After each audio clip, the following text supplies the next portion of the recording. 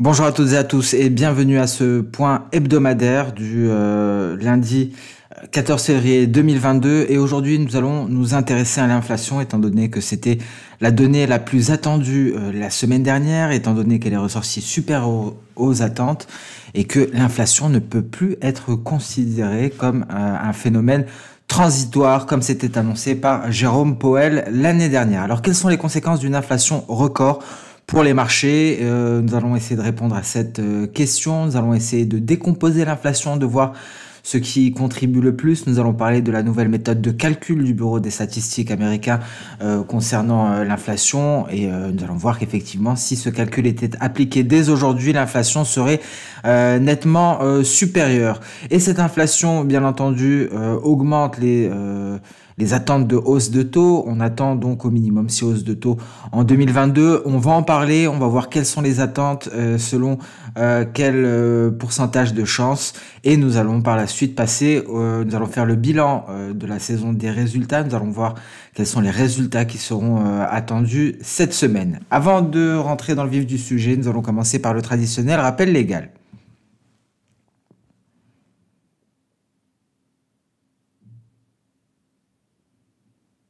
Voilà pour le rappel légal, donc le focus de la semaine. Quelle orientation pour l'inflation? Alors tout d'abord, on va essayer de décomposer cette inflation qui est à un niveau record, à des niveaux que l'on n'a pas revus depuis 1982, très exactement 40 ans, soit une inflation aux États-Unis à 7,5%. Et voici, hein, comme tous les mois, je vous partage donc cette inflation selon les contributeurs à l'inflation. On retrouve par exemple ici les transports et l'essence. On retrouvera tout ce qui concerne l'immobilier en bas, ici l'alimentation et ainsi de suite. Donc voilà pour cette décomposition de l'inflation. On voit que cette inflation augmente, hein, dans tous les domaines pratiquement, et donc tout naturellement cette inflation est supérieure à celle du mois dernier, donc un nouveau record qui date de 40 ans, et on doit s'attendre à une baisse de l'inflation à partir du mois de mars, c'est-à-dire lors de la prochaine publication dans 3 semaines, grâce à un effet corps. Mais la propagation, comme on l'a vu, de l'inflation entre les catégories pourrait ralentir ce processus de baisse de l'inflation. Et il faut noter que l'inflation a surpris à la hausse 9 fois sur 11 lors des dernières publications. Donc peut-être l'inflation pour le mois de mars sera à nouveau une surprise. À présent, on va parler de ce changement de méthode de calcul introduit par la BLS, le Bureau of Labor Statistics, et donc la modification comprendra un changement des différentes pondérations. La part du carburant et du logement va augmenter, celle de l'alimentation et des loisirs va diminuer, et on va changer la méthode de calcul des prix des voitures. Je vous rappelle que les voitures d'occasion ont contribué, hein, pendant de nombreux mois à la hausse, à la poussée inflationniste. Alors si on introduisait dès maintenant ce changement de calcul, on aurait un résultat beaucoup plus élevé que 7,5%. Mais cette méthode de calcul sera entrée en vigueur à partir du mois de mai, et donc pour la publication des données du mois d'avril. Et donc ça pourra avoir un effet inverse si les prix des voitures cessent d'augmenter, parce que effectivement la base du printemps 2021 sera beaucoup plus élevée à ce moment-là. On notera que la modification des pondérations tend à perpétuer l'inflation parce que les prix de l'utilisation du logement augmentent de manière plus systématique. Donc ici on voit, hein, par exemple que on aura une augmentation concernant l'énergie et l'alimentation, et on aura une hausse concernant donc les logements. Donc voici pour la nouvelle méthode de calcul introduite par le BLS, une méthode de calcul qui sera appliquée pour les données du mois d'avril et donc pour la publication de l'inflation pour le mois de mai. Et une inflation qui aurait aujourd'hui été beaucoup plus élevée si cette méthode de calcul était déjà appliquée.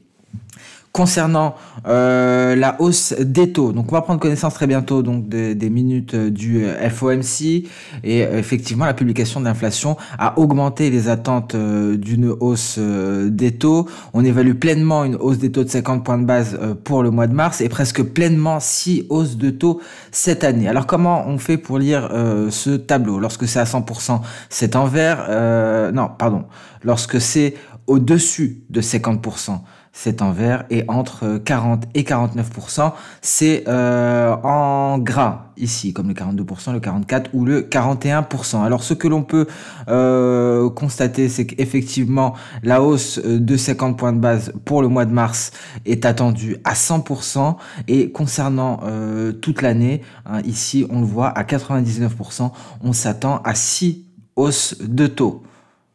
Donc c'est ce qu'on peut ressortir ici de ce tableau-là. 6 hausses de taux pour l'année 2022 et ici on s'attend pour le mois de mars à donc une hausse de taux de 50 points de base.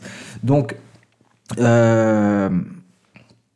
visiblement, vu ces attentes-là, on attend quand même pas mal de hausses de taux. Ça fait 6 pour l'année 2022. On pourrait se dire que le marché réagit de manière excessive concernant ces anticipations et que la Réserve fédérale américaine ne sera pas aussi hawkish. Et donc finalement, malgré le resserrement de la politique monétaire qui sera certainement inférieur aux attentes parce que le marché surréagit peut-être, l'impact pourrait être négatif concernant le dollar et positif sur le marché boursier. Donc l'inverse d'un impact traditionnel d'une hausse des taux parce que le marché surréagit peut-être, le marché anticipe peut-être une réserve fédérale américaine plus hawkish qu'elle ne le sera en vrai. Mais il y a une autre donnée très importante et c'est la liquidité et c'est ce qui va ici tout changer, on va en parler dès maintenant. Le marché est inondé de liquidité et à l'heure actuelle la Fed continue son printing, continue d'imprimer de la monnaie et ce malgré l'inflation extrêmement élevée et l'annonce de sa nouvelle politique hawkish. Alors visiblement il y a une certaine schizophrénie des marchés. Un marché qui d'un côté a peur du resserrement de la politique monétaire, mais de l'autre côté est submergé par des liquidités excessives. Vous voyez donc les quantités de liquidités qui ne baissent pas, en tout cas pour le moment. Donc ce marché est tout de même inondé de liquidités. Et donc le second semestre sera décisif parce qu'effectivement le Trésor américain va continuer d'émettre des quantités importantes de dettes jusqu'à la fin du premier trimestre 2022 et à partir du troisième trimestre 2022 également. Si la Fed introduit le QT, donc le Quantitative Tightening, à partir du printemps-été 2022, dans ce cas-là, le second semestre pourrait entraîner une baisse considérable, sans précédent, des liquidités dans le marché. Alors, effectivement, on a d'ores et déjà, à l'heure actuelle, peur d'une telle baisse de liquidité, mais dans ce cas-là, la réaction serait beaucoup plus importante, parce qu'on ferait face effectivement à cette baisse considérable de liquidité qui n'est peut-être pas tout à fait prise en compte par les marchés à l'heure actuelle. Mais il faut savoir que la Fed pourrait changer d'avis. Est-ce que la Fed à ce moment-là aura la volonté de continuer, de poursuivre, de tenir le cap, ou bien est-ce qu'elle aura des motivations politiques différentes ? Et donc concrètement, donc si on change les conditions de liquidité, cela aura un impact considérable sur le marché, même si la Fed finit par augmenter les taux plus lentement qu'attendu. Donc c'est la liquidité qui changera la donne, ce n'est pas justement le rythme d'augmentation des taux. Un assèchement des liquidités aura un impact sur les marchés, même si la Fed est beaucoup moins hawkish qu'à l'heure actuelle, même si la Fed décide d'augmenter les taux plus doucement que prévu initialement. Donc la liquidité sera la clé pour notamment le second semestre 2022. Alors, on va essayer de s'intéresser à ce qui s'est passé en 1994, à un moment où on avait une inflation relativement élevée. C'était un problème à l'heure actuelle. Et effectivement, le marché a réagi de manière négative à une hausse des taux. Le premier trait rouge correspond à la première hausse de taux. Le premier graphique, le S&P 500. Le deuxième, le Nasdaq. Et ici, le prix du 10 ans américain. Donc, si le prix baisse, le rendement augmente. Bien entendu, la relation est inversée. Donc ici, la plus forte réaction des différents actifs, la forte réaction baissière s'est vue lors de la première hausse des taux d'intérêt, que ce soit pour le S&P 500, le Nasdaq ou les prix du 10 ans américain. Et il faut savoir qu'il y a eu également un impact, mais plus ou moins minime, lors de cette hausse des taux surprise, une hausse des taux d'urgence. C'est ce que la Réserve fédérale américaine pourrait faire également très prochainement. Et ici, cette seconde hausse de taux, qui a été une hausse d'urgence, a entraîné vers des creux de court terme, hein, juste après, en tout cas pour le Nasdaq. Pas pour le S&P 500 qui avait déjà atteint un creux après la première hausse de taux, mais en tout cas pour le Nasdaq, ce creux a été atteint lors de la hausse de taux surprise. Pareil pour les prix du 10 ans américain, un plus bas a été atteint lors de la seconde hausse de taux qui a été surprise, mais par la suite, hein, on peut le voir, on a atteint un autre creux concernant les prix du 10 ans américain. Et donc concrètement, ici, nous avions donc un impact. Le plus grand impact a été observé pendant la première hausse de taux, mais il y a tout de même une différence, c'est que l'économie était en pleine croissance en 1994 et le cycle de hausse des taux ne s'est traduit que par un léger ralentissement lors de l'année 1995. On notera que le ratio cours-bénéfice du S&P 500 est passé de 20 à 15. À l'heure actuelle, ce même ratio cours-bénéfice est à 26. Donc voilà pour les conséquences d'une hausse de taux en 1994. Donc la baisse la plus profonde s'est vue suite à la première hausse des taux d'intérêt. On passe à présent, on va parler plus en profondeur de cette inflation, quelque chose dont on ne parle pas assez, notamment concernant l'alimentation et des prix de l'alimentation qui sont donc propulsés à la hausse à cause des huiles. On va en parler, on n'en a jamais parlé lors de nos vidéos et là il est grand temps d'aborder ces matières premières. Sur le graphique Bloomberg de gauche, vous retrouverez l'huile de palme en blanc et vous retrouverez donc le soja en jaune. Et ces huiles, justement, des huiles très utilisées dans l'alimentation sont de plus en plus chères. C'est une autre source cachée de l'inflation. Alors, on a des hausses un peu partout dans les matières premières, mais à l'heure actuelle, celles des huiles retiennent l'attention, une fois n'est pas coutume. Il faut savoir que les huiles végétales sont utilisées pour la friture, mais aussi comme additifs dans de nombreux produits alimentaires. Et donc, dans ce cas-là, ces produits alimentaires enregistrent des niveaux records ou au minimum de très fortes hausses à cause de la hausse justement de ces huiles végétales. Alors, l'huile de palme et l'huile de soja représentent 2/3 de la consommation mondiale d'huile de cuisson. C'est pour ça que c'est ce qui nous intéresse sur le graphique de gauche, pardon. Je répète, en blanc vous avez l'huile de palme et en jaune vous avez le soja. Alors ces hausses de prix de ces matières premières est due principalement à la hausse des coûts du transport, de la main-d'œuvre, mais également des engrais. On en a déjà parlé concernant surtout la hausse des prix des engrais. Alors concernant l'huile de palme, pour aller de manière plus spécifique, il y a une pénurie de la main-d'œuvre en Malaisie et donc cela entraîne une pression haussière sur les cours. Il y a des limites d'exportation en Indonésie. Concernant l'huile de soja, il y a des sécheresses au Brésil avec la Niña, c'est la même chose que pour le café et ça réduit donc les perspectives de récolte de soja. Ici, c'est exactement comme pour le marché du café arabica. Et on notera qu'en mars, l'indice des prix alimentaires de l'ONU devrait dépasser les pics historiques de 2011. Donc une inflation qui va se propager davantage dans l'alimentaire et pour cause la flambée des huiles végétales largement utilisées dans l'alimentation, que ce soit pour la friture ou en tant qu'additif. Alors, on va aborder plus dans le détail le soja. Il faut savoir que les cours du soja sont à 2,5% de leur sommet de 2021, à 10% de leur sommet historique. On a un soja brésilien qui est de plus en plus cher à cause des perspectives plutôt faibles concernant les récoltes et pour cause Niña qui entraîne des sécheresses. Par ailleurs, on a la Chine qui achète du soja et de l'huile de soja ainsi que de l'huile de palme sur la plupart des marchés disponibles. Il en va de même pour l'Inde et on a une baisse considérable des stocks à cause des achats de masse de ces deux pays, la Chine et l'Inde. Et la production d'huile de palme devrait tout de même rebondir au cours du second trimestre 2022. Concernant les marchés futurs, on notera qu'aux États-Unis, les spéculateurs ont augmenté leur position à l'achat sur le soja de près de 100%. Donc on a des positions à l'achat sur les marchés à terme américains qui sont en train de doubler, et ce depuis la fin du mois de décembre. Les positions courtes, les positions à la vente de leur côté sont très faibles et on est sur des plus bas historique. Donc voilà concernant le soja, avec des fondamentaux qui sont largement haussiers pour ce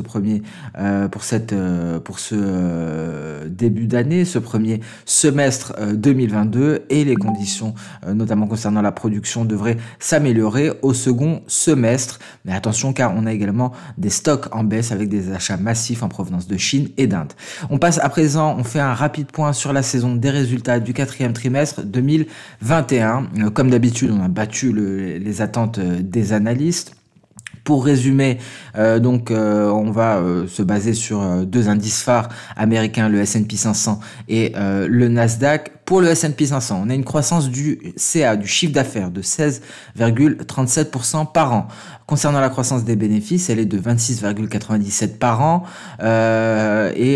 Donc, on tend vers un quatrième trimestre consécutif avec une croissance des bénéfices supérieure à 25%, supérieure à un quart. Concernant donc la croissance des bénéfices, et on notera que les sociétés industrielles qui composent le S&P 500 ont été les seules à décevoir en termes de bénéfices. Qu'en est-il du Nasdaq? La croissance du chiffre d'affaires est de 13,74% par an, légèrement donc inférieure au S&P 500, mais c'est à peu près du même ordre. La croissance des bénéfices beaucoup plus faible que pour le S&P 500, 15,75% par an, et on notera que les entreprises du secteur de la santé déçoivent.